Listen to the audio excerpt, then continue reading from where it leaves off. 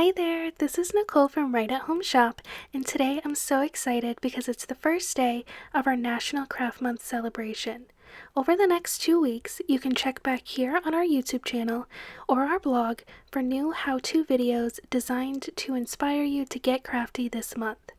Today I'll be showing you a few ways to get more from your stenciled backgrounds.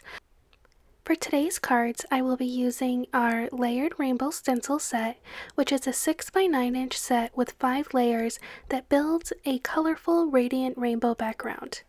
If you aren't familiar with our stencils, each of our sets has our logo and stencil name etched in the top right corner and the number of each letter in the bottom center. For the 2nd through 5th layer of this stencil set, you'll see that there are etchings for the rays that you would have inked with the previous layer. So here on layer number 2, those etchings in the middle there will actually line up with the rays that you stenciled from the first layer.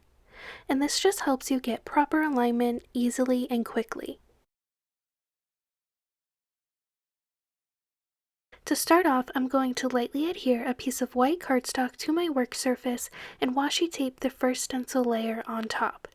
So typically for this stencil set, you would ink up each layer with one color, and in the end you'd have a rainbow background that has 5 different colors. Today I'm actually going to show you how you can incorporate more colors into the background by inking up each ray individually. This will allow you to have a full rainbow spectrum of 7 colors. Here I'm starting with Picked Raspberry Distress ink and inking up that first ray in the center there. I'm going to wipe off any excess ink so that when I go in with my next color, there isn't any contamination. When figuring out what color goes next, you'll want to count 5 over from the color you just inked. So I started with Picked Raspberry, and 5 over from there is Peacock Feathers. This is because when we go in with the other stencil layers, those other colors will be filled in between. This is the only layer you have to count for, as going forward you can just use the color you just inked as a guide for what comes next.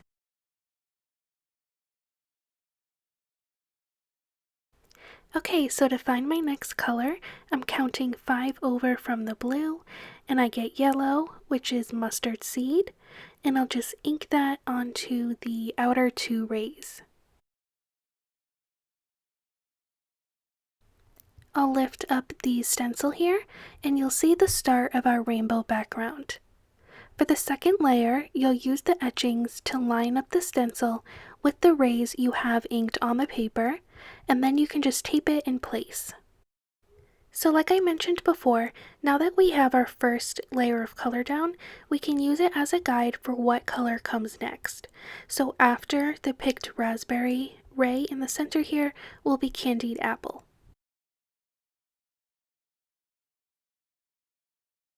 I'll just clean off the excess ink and go in with the color that comes after blue, which is Wilted Violet.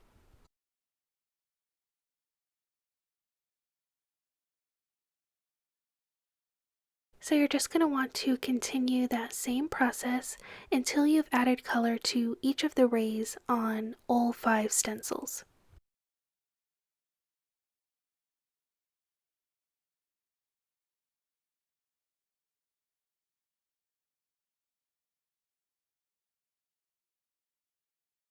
Here's what the finished background looks like, and we can jump into the first tip that I have for getting the most from this background, which is to strategically cut it so that you can get 2 cards from this one background. So for my first card, I wanted to have a square panel that was cut from the center, so I measured out 5¼ inches across and cut off any excess on the sides. We'll be saving those 2 pieces for our next card, so make sure to keep them handy. I'm going to adhere this panel to a white card base that measures 5½ by 5½ inches, and then I'll show you how I put the rest of this card together.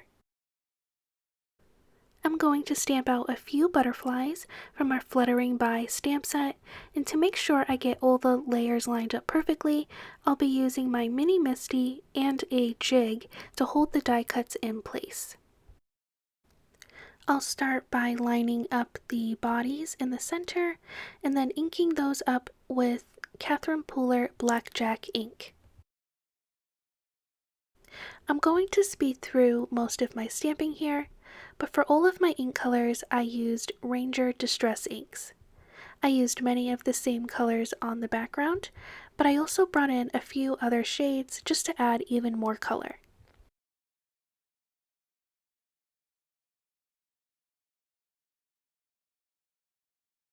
Here's what the butterflies look like when they're finished, and I did stamp the third butterfly design that's included in the set off camera. Now I can just arrange the butterflies onto my background, and I popped them up with some foam tape. For my sentiment, I used the Script Greetings die set and cut the word Celebrate from black cardstock and used the shadow layer die and cut that from vellum. I didn't want to cover any of this background, so I decided to use vellum here instead of white cardstock. To look like little trails coming from the butterflies, I'm adhering some sequins.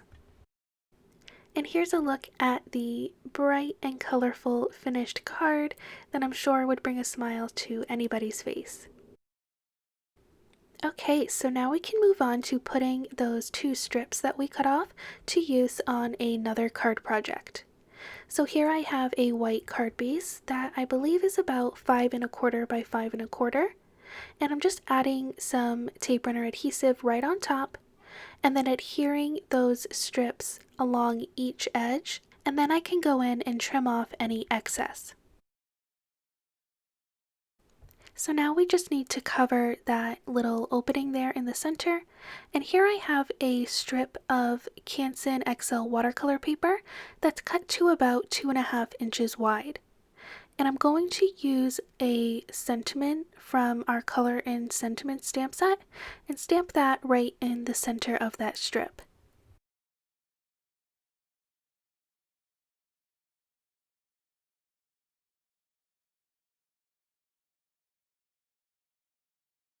To add color to the word color in the sentiment, I'm going to smush some of the distressings onto an acrylic block and pick up that color using a water brush.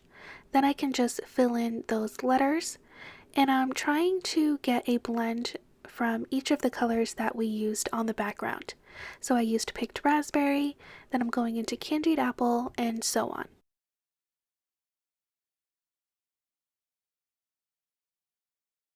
I found that once the color dried, it was a little bit more dull than I was looking for, so I decided to go over each of the letters with multiple layers, and this is what the finished result ended up looking like. I'm going to adhere that panel using some foam tape, and then to embellish the rest of the panel, I'm going to bring in another butterfly from Fluttering By, and then some clouds that I die cut from vellum as well. Since you can see the glue through the vellum, I tried to be thoughtful about where I actually placed the glue and only put it in about one spot where I would then go over with either the butterfly or with sequins.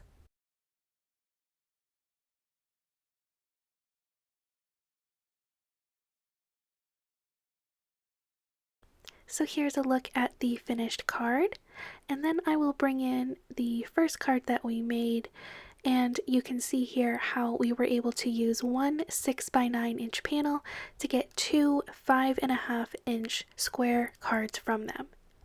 So the takeaway here is that if you do decide you want to cut into a ink blended stenciled panel that you did, try to think about it before you actually make those cuts to see if you can be strategic about where you do cut into the panel so that you're able to use those excess pieces for additional cards. And this will just help you get more out of the time that you do decide to spend ink blending. So we can jump into my second tip here, and for these cards I'll be using this panel which I already inked up using 5 different colors. So this is what the panel looks like when you use the stencil set, how it's traditionally used, which is where you use just one color for each layer. Okay, so my second tip is to look at some of your larger stencil designs and see if you can cut into it and cut some of those images out to create die cuts that can be used on the front of smaller cards. So here I'm going to cut 6 of the rainbow rays and get a smaller rainbow out of this panel. And I'll also be showing you how to use the leftover arch piece as well, so stay tuned for that. So I lightly adhered the rainbow die cut onto the front of a stitched panel, and that's so that I could trace around it with a pencil and then cut it to the actual size of the rectangle panel, and then I will permanently adhere it using some foam tape.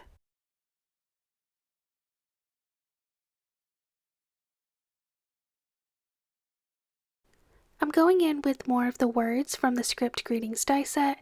This time I'm using Blessed that I cut from black cardstock again with a shadow from vellum.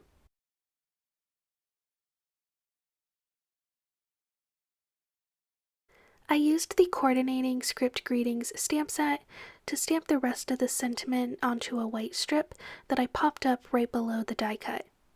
Then I adhered the little butterfly using some foam tape as well, and I'm using some more vellum clouds and just again adding glue strategically around the clouds so that I can add sequins over top to hide that glue. Then I glued that entire panel onto the front of an A2 sized card base, and here's what the finished card looks like. I love how we were able to take that large 6x9 background and make it fit onto an A2 sized card.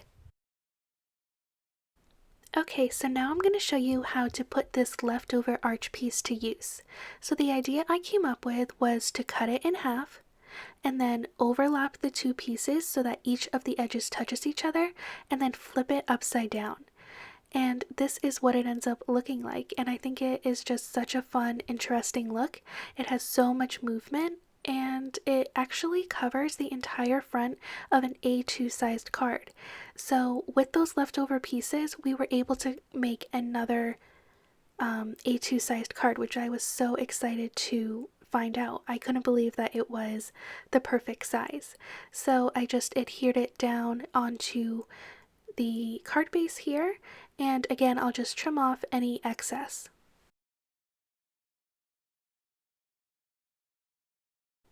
So I'm adhering some more of the butterflies from the Fluttering By stamp set, and I'm trying to adhere them kind of in a circular pattern, kind of following that movement from the background. And in the center of that kind of like circular focal point, I'm adhering another die cut from the Script Greetings die set, but this time I'm using the hello.